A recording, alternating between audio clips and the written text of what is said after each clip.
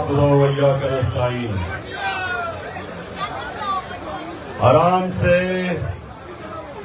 से आप खामोशी से आज आपने मेरी बातें सुनी।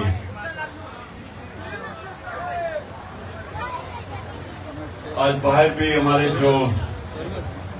जो टाइगर आए हुए हैं वो भी आज स्क्रीन के जरिए ये बात सुन रहे हैं, तो उनको भी मैं सारों को खुशामदीद कहता हूं। अच्छा, नजम ने नाते पढ़ी आपके लिए। नातों का मकसद क्या है? हर चीज का मकसद होता है। नात का मकसद होता है कि आपका जो इश्क है और जो प्यार है हमारे नबी सल्लल्लाहु अलैहि वसल्लम, वो आपके दिलों में चला जाए। क्योंकि मुसलमान तो हो ही नहीं सकता जब तक वो अपने नबी से प्यार ना करे। और उसकी वजह क्या है? क्योंकि हमारे नबी का सबसे बड़ा हमारे पर करम यह था कि वो अल्लाह की किताब हमारे तक लेके आए, जो हमेशा के लिए हमें वो सीधा रास्ता दिखाने के लिए अल्लाह ने हमें किताब भेजी। और हम उसका जितना भी अपने नबी का शुक्र अदा करें वो कम है, क्योंकि उनके जरिए ये किताब हमारे पास पहुंची। तो ये नौजवानों गौर से बात मेरी सुन रहे, आपको नबी सल्लल्लाहु अलैहि वसल्लम की जिंदगी को पूरी तरह पढ़ना चाहिए, जब से वो पैदा हुए और जब से वो दुनिया से गए। क्योंकि अगर आपने एक अजीम इंसान बनना है तो उनके रास्ते पे चलना सीखो। क्योंकि दुनिया की तारीख में कभी कोई ऐसा इंसान ना आया ना आ सकता। किसी इंसान की वो अचीवमेंट नहीं है। अगर आप मुसलमान नहीं भी हैं तो दुनिया की तारीख में किसी इंसान ने वो अचीव नहीं किया जो उन्होंने किया। तो जब आप उनकी जिंदगी पढ़ेंगे तो उनकी जिंदगी से आप सीखेंगे। सबसे बड़ी बात कि अभी नबूवत से पहले उनको सारे मक्का के लोग कैसे जानते थे? सादिक और अमीन, सच्चा और अमानतदार, इंसाफ करने वाला। ये दो सिफ्तें याद रखना कि अगर आपने दुनिया में इज्जत कमानी है तो ये दो सिफ्तें होनी चाहिए, सच्चाई और इंसाफ करने वाली। अच्छा, अब दूसरी चीज, शाबाश बच्चों की भी आज इनकी भी मैंने ट्रेनिंग करवानी है। अब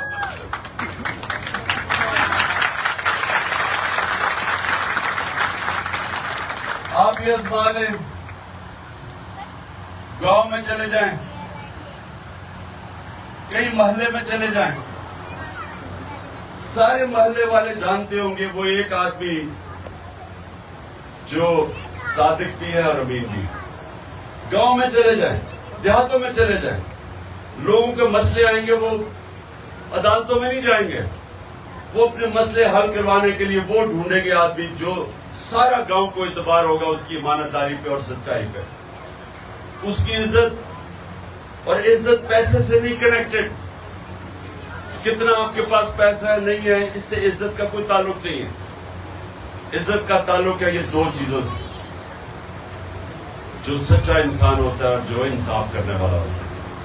इज्जत का इससे ताल्लुक है। लोग बस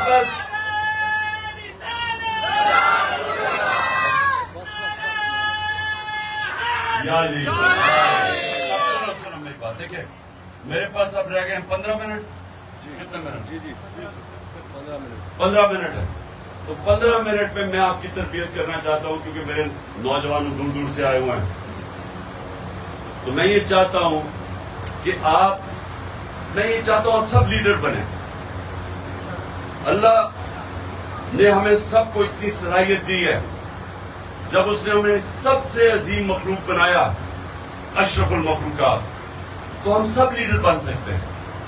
लेकिन लीडर बनने के लिए वो क्या कैरेक्टरिस्टिक चाहिए, वो क्या आपका किरदार कैसा होना चाहिए? वो किरदार जैसे ही आप नबी सल्लल्लाहु अलैहि वसल्लम की जिंदगी पढ़ेंगे तो आपको समझ आ जाएगी कि कैरेक्टर क्या होना चाहिए। सबसे पहले तो सादिक, सच्चा और अमानतदार, उसके बाद दलेर आदमी।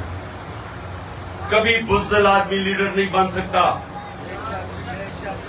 बुज़दिल आदमी नवाज शरीफ तो बन सकता, लीडर नहीं बन सकता।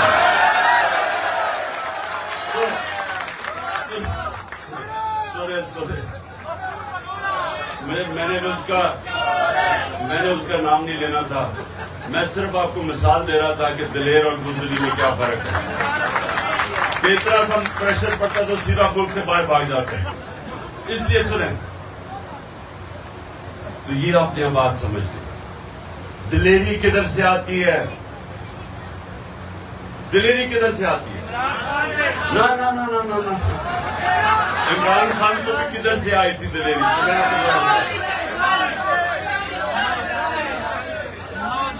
ला इलाहा इल्लल्लाह, कोई नहीं है खुदा सिवाय अल्लाह के। ये याद रखना कि ये इंसान की आजादी का दावा है, गैरत का दावा है। कि जब आप ये दावा करते हैं कि अल्लाह तेरे सिवा मैं किसी को नहीं मानता, यानी मैं किसी के सामने नहीं झुकता, चाहे वो पैसा हो। सबसे बड़ा पैसे की वजह से लोग अपने ज़मीर को बेचते हैं। लेकिन जब आप ला इलाहा इल्लल्लाह का दावा दिल से करते हैं तो आप पैसे के बुत के सामने नहीं झुकते। हजरत मूसा जब गए 40 दिन के लिए, तो पीछे जो उनकी कौम थी उन्होंने सोने की गाय की पूजा शुरू कर दी, यानी पैसे की पूजा शुरू कर दी। ये शिर्क है। जब इंसान अपना ज़मीर बेचता है पैसे के ऊपर, शिर्क करता है।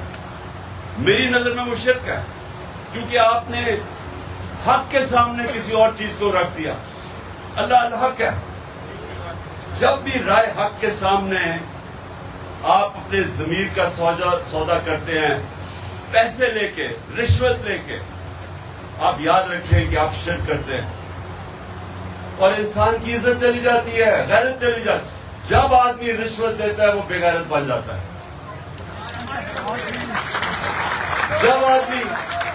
जब आदमी झूठ बोलता है, अब झूठ आपका अगर पकड़ा जाए कि मेरी लंदन तो छोड़ो पाकिस्तान में कोई प्रॉपर्टी नहीं है, तो गैरतमंद लोग नहीं करते झूठ, क्योंकि उनको अपनी इज्जत की फिक्र होती है, गैरत की फिक्र होती है। तो ला इलाहा इल्लल्लाह गैरत देता है और गैरत इंसान को बाकी इंसानों से ऊपर ले जाता है। मैं एक लोगों को मिसाल देता हूं। मेरा घर बन रहा था, दोपहर की गर्मी थी, जुलाई के दिन थे, 20 साल की बात है। जुलाई में वो गर्मी भी थी, हब्स भी थी।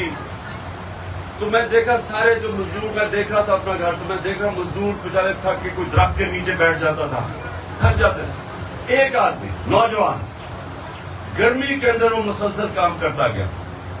जब काम खत्म हुआ मैंने उसे कहा, मैं तुम्हें इनाम देना चाहता हूं। मैंने उसे पैसे पकड़ाए। अब ये देखे मजदूरी करने वाला नौजवान, उससे मुझे पैसे वापस पकड़ा दिए, हाथ नीचे कर, पैसे वापस पकड़ा दिए। कहता कि जी जिसके लिए मैं मजदूरी कर रहा था उसकी मुझे तनख्वाह मिलती है, मुझे आपका पैसा नहीं चाहिए। अब ये मजदूर है। अब सोचें कि मेरे अंदर उसकी इज्जत कितनी गई, मजदूर की इज्जत मेरे दिल में गई। जो पैसा आपको इज्जत नहीं देता, आप जब अपनी इज्जत करवाते हैं दुनिया आपकी इज्जत करती है। कभी किसी इंसान जो अपनी इज्जत नहीं करता दुनिया उसकी इज्जत नहीं करती। और बदकिस्मती से हमारा मुल्क, हम जब जाके दूसरों से पैसे मांगते हैं तो कौम की इज्जत नहीं होती। इसलिए इंशाल्लाह मौका मिलेगा, हमने मुल्क को अपने पैर पे खड़ा करना है इंशाल्लाह। अच्छा अब आगे चले। अब ये देखें कि जब नबूवत मिलती है तो उनको कितने मुश्किल वक्त से गुजरना पड़ता है। जहां तक मैंने तारीख में पढ़ा 40 मुसलमान हुए 10 सालों में। सुने जरा, 40 लोग सिर्फ 10 सालों में मुसलमान हुए और उनको हर किस्म की मुश्किल का सामना करना पड़ा। अब सवाल हमें ये पूछते हैं अपने आप से कि जिसको कुरान में अल्लाह अपना हबीब कहता है, जिससे अल्लाह प्यार करता है, उसको अल्लाह ने मुश्किल वक्त से क्यों गुजारा? पहले साल ही दे देते मदीना की रियासत, क्यों 13 साल मुश्किल वक्त से गुजारा? इससे हम क्या समझते कि मुश्किलें जब इंसान पे पड़ती हैं तो हमें डरना नहीं चाहिए। मुश्किलें इंसान को मजबूत करती हैं, आपको ताकत देती हैं। जब आप अपने बाजू के ऊपर भार रखते हैं तो आपका बाजू मजबूत हो जाता है, कमजोर नहीं होता। बाजू को इस्तेमाल ना करो, कमजोर हो जाता है। अल्लाह ने इंसान को ऐसा बनाया तो उन्होंने हमें हमेशा के लिए बताया कि जब हमारा नबी सल्लल्लाहु अलैहि वसल्लम अपने हबीब को मुश्किल वक्त से गुजारा तो हम सबको बता रहे हैं कि मुश्किलों से हमें डरना नहीं चाहिए, क्योंकि जब जितनी मुश्किलें पड़ती गई, मेरे नबी और उनके हबीब, उनके जो साथी थे वो तकड़े होते गए, नजरिया उनका पुख्ता होता गया कि छोड़ के भी चले गए। लेकिन जो उनके साथ बच गए वो ऐसे मजबूत नजरियाती लोग थे कि उन्होंने दुनिया की तारीख का सबसे बड़ा इनकलाब लेके आया। तो वो मुश्किल वक्त से गुजर के ही उनमें वो उनका नजरिया भी पुख्ता हुआ, ईमान तकड़ा हुआ, और उन ईमान वाले लोगों ने दुनिया की तारीख बदल दी। और वो बदली कैसे कि 13 साल मुश्किल वक्त गुजार के जब उनकी जान को खतरा था, जान को खतरा होते हुए अल्लाह का हुक्म आया कि हिजरत करो, मदीना पहुंचते। पहले 4-5 साल मदीना में उम्मा खतरे में थी। जंग ओहद और जंग खंदक के अंदर बहुत मुश्किल से उम्मा बची, और उसके बाद जो वो इनकलाब आया, ये तारीख, अब इंसानी तारीख की मैं बात कर रहा हूं। 625 जंग बदर 313 लोग, 636 यारमुख की जंग, रोमन एम्पायर, लाख फौजी उनके जदीद हथियार, और खालिद बिन वलीद के मुसलमानों के सामने घुटने टेक देते हैं। 11 सालों में, 313 से 11 सालों में पहले रोमन एम्पायर गिरता है और अगले साल 637 में दूसरी सुपर पावर गिर जाती है उनके सामने। ये तारीख का हिस्सा है। तो वो लोगों की जो तरबियत की उन्होंने, मुश्किल वक्त से गुजरे। अल्लाह ने हमें बताया कि मुश्किल वक्त से नहीं डरना चाहिए। जब आप नमाज पढ़ते हैं कि अल्लाह उनके रास्ते पर लगा जिनको नेमतें बख्शी, उनके लिए जो गलत रास्ते पर चले गए, एक चीज सिर्फ आप नमाज में अल्लाह से मांगते हैं, वो सीधा रास्ता। तो वो जो सीधा रास्ता है वो आप अपने नबी का रास्ता मांग रहे हैं। वो आसान रास्ता नहीं है, लेकिन वो आपकी अजमत का रास्ता है। कभी घबराना नहीं चाहिए मुश्किलों से। तो हो जी पुलिस आ गई, टेयर गैसिंग हो गई, ये हो गया, वो हो गया, कि कुछ नहीं फर्क पड़ता, आप और तकड़े हो जाते हैं उससे। ये जुल्म के सामने जब खड़ा होता है इंसान को और तकड़ा कर देता है, वो और बड़े चैलेंज लेने के लिए तैयार हो जाता है। और ये जो आपकी माशाल्लाह जो आप कारकुन निकल रहे हो, आप वो नजरियाती कारकुन निकल रहे हो जिसने इंशाल्लाह पाकिस्तान को हकीकी आजादी दिलवानी है। और हकीकी आजादी कैसे आएगी? अब सुन लो जरा, नहीं सुनो, आनी कैसे आएगी? जैसे नबी सल्लल्लाहु अलैहि वसल्लम ने मदीना की रियासत संभाल के इंसानों को आजाद किया, दो तरह आजाद, ये अब गौर से सुन लो। कभी भी गुलाम कोई बड़े काम नहीं कर सकता। गुलाम सिर्फ अच्छे गुलाम रहते हैं।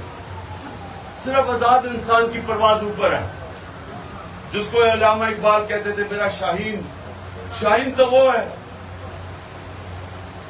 जो आजाद होता है। जो बाकी परिंदे वो गुलाम हैं, जमीन से जकड़े हुए हैं। जो मौलाना रूमी, मेरी सबसे जो फेवरेट मेरी जो कहावत है मौलाना रूमी की, कि वो कहते हैं अल्लाह ने जब तुम्हें पर दिए हैं क्यों जमीन पे रींग रहे हो?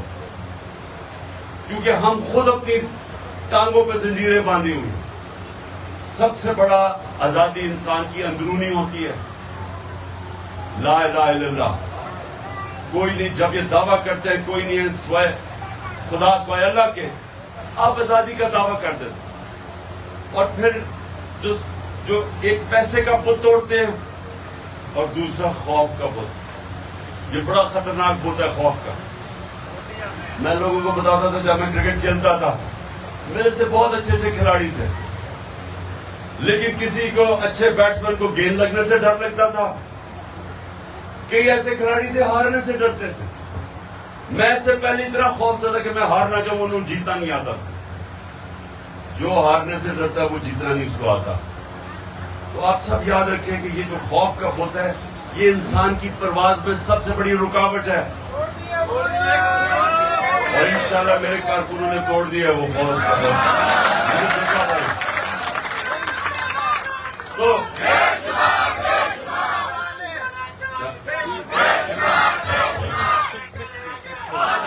6 मिनट जी,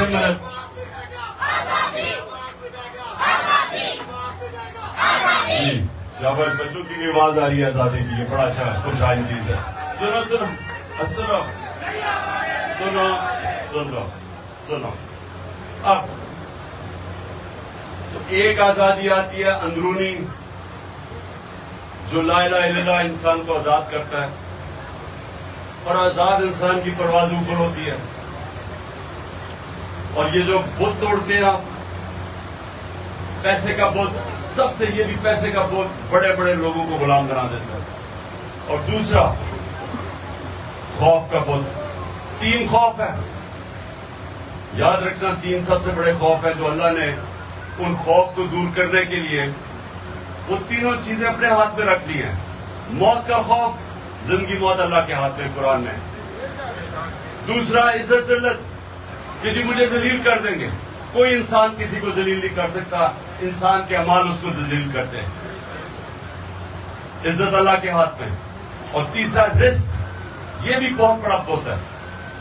मुझे ये डर लगे जी लोग गलत काम करते हैं, पुलिस वाले, हर किस्म के एजेंसीज के लोग, पता है कि गलत काम कर रहे हैं, पता है इंसानियत के खिलाफ है, पता है शरीयत के खिलाफ है, लेकिन अपनी नौकरी बचाने के लिए जुल्म करते हैं लोगों पे। इसकी कोई माफी नहीं है। अगर आप ये समझते हैं कि आप देख रहे हैं कि वहां औरतें बच्चे खड़े हैं, उनके ऊपर टेयर गैसिंग कर रहे हैं और मार रहे हैं, शेल्स मार रहे हैं औरतों को, और समझते हैं कि जी मुझे तो ऑर्डर मिला था, इसका कोई माफी नहीं है। अल्लाह ने हुक्म दिया आपको, अमर बिल मारूफ व नही अनिल मुनकर। वाज़ेह, अच्छाई के साथ खड़े हो, बुराई के खिलाफ खड़े हो, हुक्म है अल्लाह का। तो इसलिए ये जो 3 है, जिल्लत के, नौकरी ना चली जाए, मौत ना चली जाए, इसकी वजह से लोग गुलाम बन जाते हैं। तो इससे भी अल्लाह ने हमें आजाद कर दिया। और फिर दूसरी ये अंदरूनी आजादी, और दूसरी आजादी होती है इंसाफ से।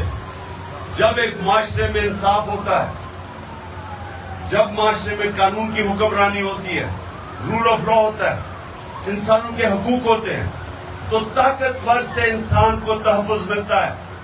थाने कचहरे की पॉलिटिक्स नहीं हो सकती, कब्जा ग्रुप नहीं हो सकते, एनआरओ नहीं मिल सकता जिधर इंसाफ होता है, और वही माशरे ऊपर जाते हैं। आज ये हमारे मगरबी माशरे क्यों ऊपर गए हैं? पर रूल ऑफ लॉ है। पाकिस्तान का नंबर रूल ऑफ लॉ में, यानी इंसाफ के दुनिया के इंडेक्स में 140 मुल्कों में हमारा नंबर है 129। और जो मुल्क ऊपर है, डेनमार्क नंबर 1 है। पाकिस्तान की औसत आमदनी $1,600 है।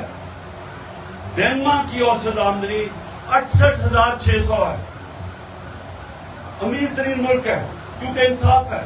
इंसाफ आती है तो खुशहाली आती है। क्यों हमारे लोग जाते हैं वीजा लेके बाहर? क्योंकि वहां इंसाफ है। उनका कानून उनको इंसानों को तहफ़्फ़ुज़ देता है। वो एक वक्त मुसलमानों का कानून था। यहूदी शहरी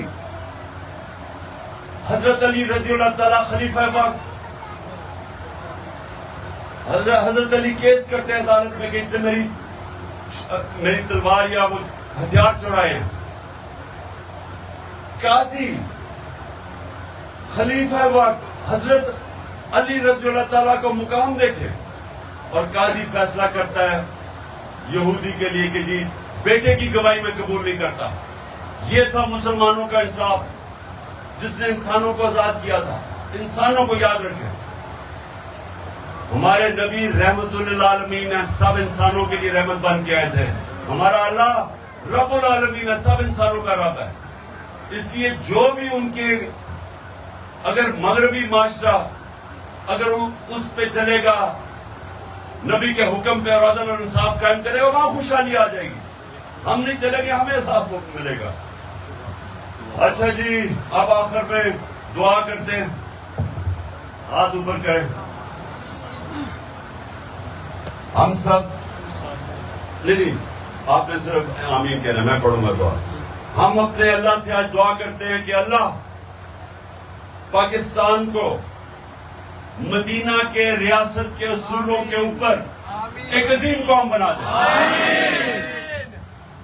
अल्लाह हमारे मुल्क को हकीकी तौर पे आजाद कर। अल्लाह हमारे मुल्क में कोई इंसान भूखा ना सोए। और अल्लाह पाकिस्तान को वो मुल्क बना दे जो बाहर से लोग पाकिस्तान में नौकरियां ढूंढने आए। आमीन। और आखिर में अल्लाह इस मुल्क में जल्दी से जल्दी इलेक्शन करवा और इन चोरों से हमें निजात हासिल करवा।